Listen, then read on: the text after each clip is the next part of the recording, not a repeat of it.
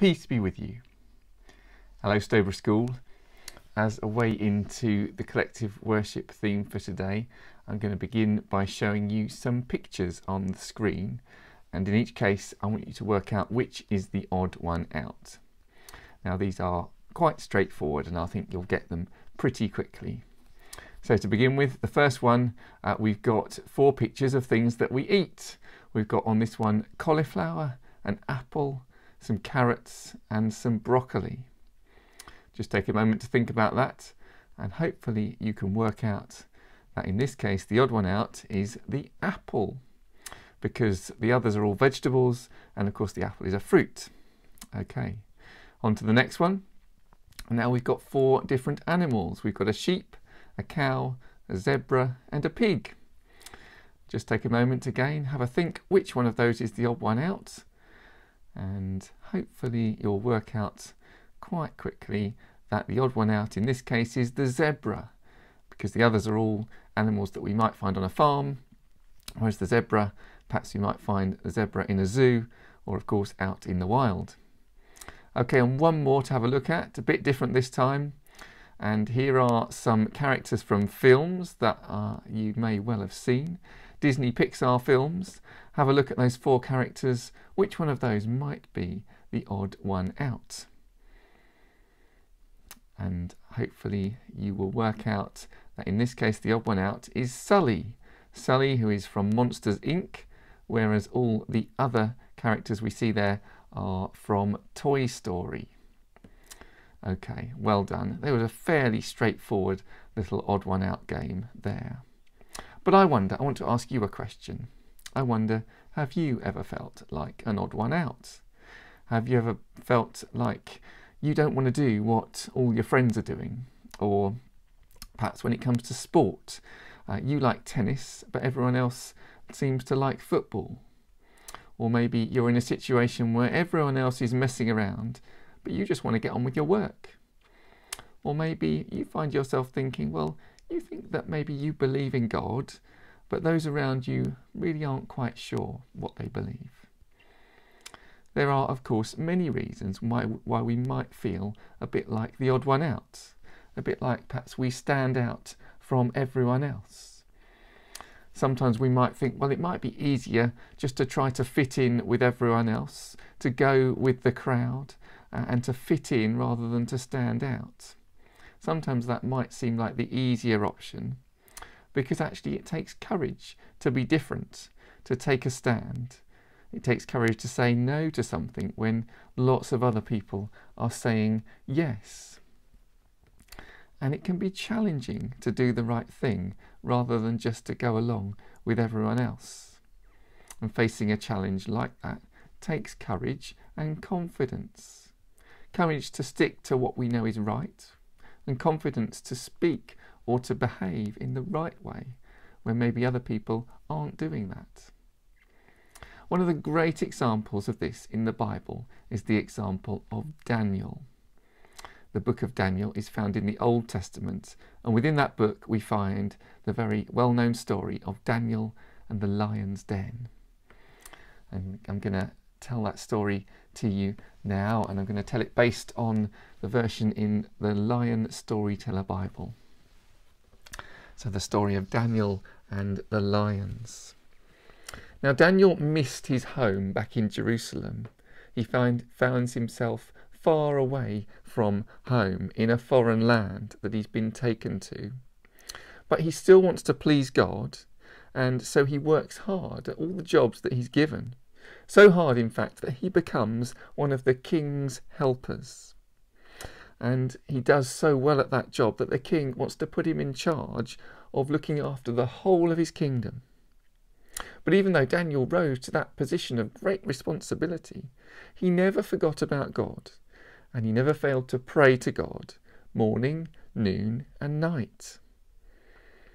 But the problem was, some of the king's other advisors and officials became jealous of Daniel.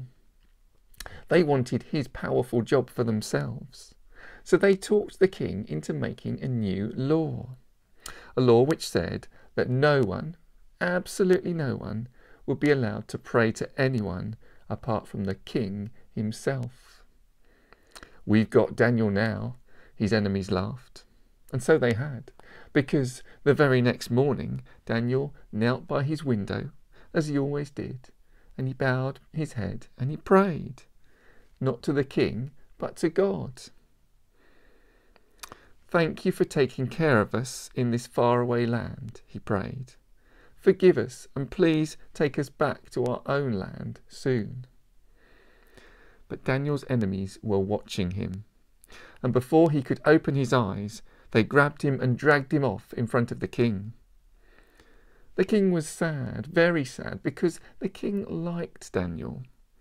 But the king knew he could not break this new law that he'd just made. "Daniel must be punished," the advisors said. "Throw him to the pit of lions." But even as the king gave the order for Daniel to be thrown into the lion's den, he whispered a prayer that no one could hear, a prayer to Daniel's God that somehow he would save and protect Daniel. Now the lion's pit was dark. The lion's pit was deep. The lions covered its floor like a shaggy, growling carpet. They leapt to their feet the second they heard Daniel coming. They licked their lips. They showed their teeth. Their eyes shone bright and fierce, and they opened their mouths and moved towards their dinner. But then they stopped. "Shoo! Go away!" shouted a voice coming from right behind Daniel. The lions' mouths snapped shut. Their tails drooped, and they whimpered away to the corners of the cave, where they stayed. Slowly Daniel turned around to see what was behind him, and looking up he saw the face of an enormous angel. "There's nothing to worry about now," said the angel. "God sent me to watch over you.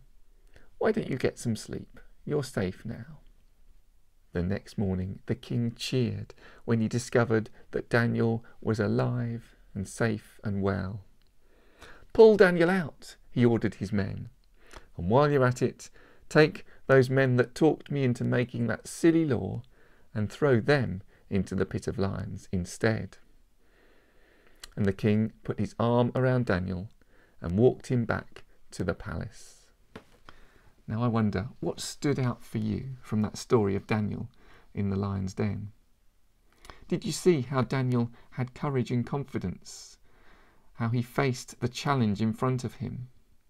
Did you see how Daniel took a stand and did what he believed was right, continuing to pray to God, even though he was on his own and no one else was with him to support him? Now Daniel didn't know how things would turn out. I'm sure he was scared of the lions, but he knew that he couldn't go along with this new law that had been made. He knew that the right thing for him to do was to continue to pray to God and not to the king. So he had courage to make that difficult decision and to take his stand. But he wasn't really alone, because God was with him. He found courage in God and he trusted God, and God brought that angel to protect him from the lions. I wonder if you've ever felt like the odd one out, and in that case, what did you do? And in that sort of situation, would you have courage to stand for what you know is the right thing to do? When Daniel had courage to stand up for what was right, the amazing result was that all the people turned to God. Because after that, the king made a new law that everyone should now respect and pray to Daniel's God.